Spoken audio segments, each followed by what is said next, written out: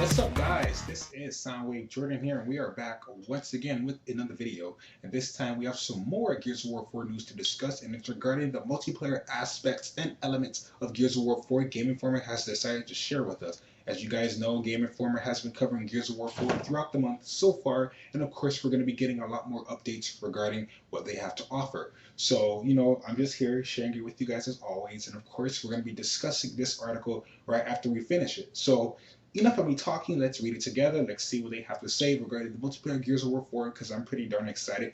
Let's go. Since the series debut, Gears of War players have logged an impressive 2.3 billion hours playing Gears of War's multiplayer. The Coalition is acutely aware that it has a passionate fanbase looking forward to digging into the next online Gears experience. Our recent trip to visit the studio for our April cover story focused largely on the game's story-focused campaign, but we were able to eke out of a few juicy details about the multiplayer of Gears of War.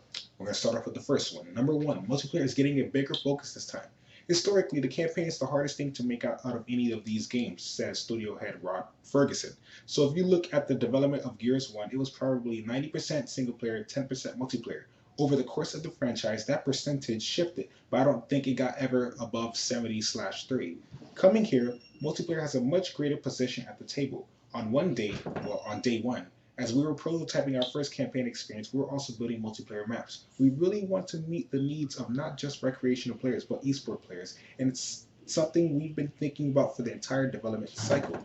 Number two, Ryan Cleveland is the lead multiplayer designer. Cleveland's resume includes series like Need for Speed and SSX. Number three, we'd be shocked if Horde mode didn't return. The Coalition wouldn't confirm the addition of any particular multiplayer mode, but the team is keenly aware of the mode's popularity and seem focused on making the Gears community happy moving into the future. Number four, the multiplayer beta will start this April. During the beta, players will be able to play as 5 of the campaign's protagonists. The first 3 are the 3 main playable heroes, JD, Kate, and Dell. The fourth is Kate's mom and leader of the Outsiders, a woman named Reyna. The fifth is Kate's uncle, Oscar, who is an ex-Gear soldier and expert survivalist.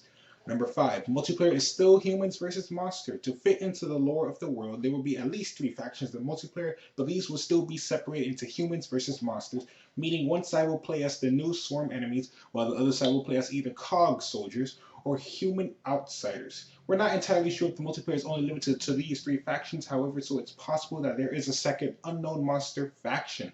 Number 6, each faction has their own knife and will likely have their own attributes. Okay, so that's pretty darn sick.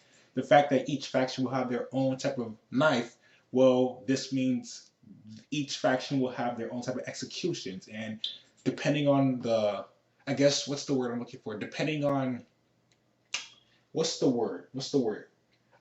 Depending on the attributes of each factions will depend on their execution. So you already know the COG will probably have some standard military execution with their knife. The Locusts will have some type of savagery, ripping gore, like going a bit crazy, and Outsiders will more likely have like a, what's the word I'm looking for? Like a mix between the COG and the Locusts, if you guys get what I'm saying. That's just what I feel. So let's continue though. Number 7, the team is making a big push for the esports market this time around. The Coalition even has one offer dedicated to work full-time on the esports initiative. Gears of War was one of the first games to be part of the esports growth, and it came around during a time when things like Twitch were just starting to explode, says Director of Community Adam Fletcher. What we're trying to do now is treat esports as a brand. We started with the Ultimate Edition where we partnered with the ESL and worked to create a different season of Pro League as well as an open series that spans North America, Europe, New Zealand, and Australia. During our championships, we had over 130,000 unique viewers on Twitch, and we sold out of tickets for a live event down in Burbank. Number 8, but casual fans are still welcome. When I was at Epic, we didn't really value pro players, says studio head Rob Ferguson. We were always focused on the accessibility and how to get more recreational players. We let pro players do whatever they wanted and try not to overdevelop for them.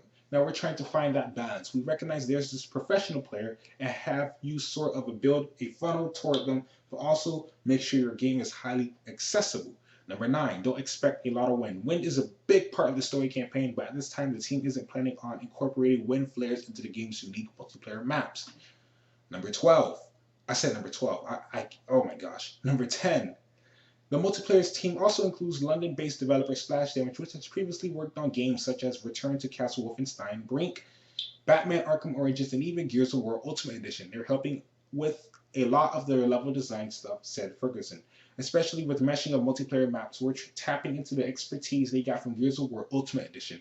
They also have a lot of expertise with online system in terms of matchmaking from Ultimate Edition. They basically had to rewrite for Xbox One between us and them the whole matchmaking subsystem. When you get a strategic partner that Splash Damage, we talk about training up on our team on Gears, but when you have another team that's trained up on Gears, we definitely want to work with them as much as possible.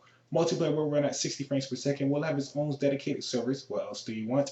Number 12. Balance is important to the Coalition. The studio has introduced a new takedown system that allows players to initiate a series of close combat melee takedowns. In single player, these might become fairly easy to pull off, but the Coalition has worked hard to ensure that in multiplayer, players on the receiving end of these have several ways to counter the attacks and escape before a knife ends up in their brain pan. So, did you guys just read what? Did you guys just hear what I said right here? Okay, so this pretty much is another version of Chainsaw Battle. So I'm guessing the Coalition and Microsoft are implementing a new system besides the Chainsaw Battles into the game's multiplayer. So I'm guessing instead of always having Chainsaw Battles, you guys will be able to have like knife battles, and it's gonna be like a series of, well, who pressed the buttons faster, or who pressed the right set of buttons. You know, it's going to be really, really interesting to see multiplayer wise, and that's going to be a lot of fun. You know, it adds variety to the game, and I'm really digging it. I'm really looking forward to it. So, you know, those are all of the 12 elements for the multiplayer of Gears of War 4, and I'm looking forward to it. As you guys know, Gears of War 4 beta starts in April 18th to be exact, and well, I can't wait. This game's looking freaking awesome, and I can't wait for the next cover story. The next cover story will be tomorrow, as it is stated inside GameInformer's Gears of War 4 hub. It comes out March 16th, tomorrow, like I said, and I can't wait. I honestly cannot wait. So, with that being said, though, guys, that's all I really have to say regarding Gears of War 4. If you guys would like to leave a like, comment, or subscribe if you enjoy my content, I'm going to enjoy any other future things. I upload gaming news, and I'm currently following all Gears of War 4 news. So hit that subscribe button for all Gears of War 4 news, because I will be here to give you guys all the information regarding Gears of War 4 throughout the month.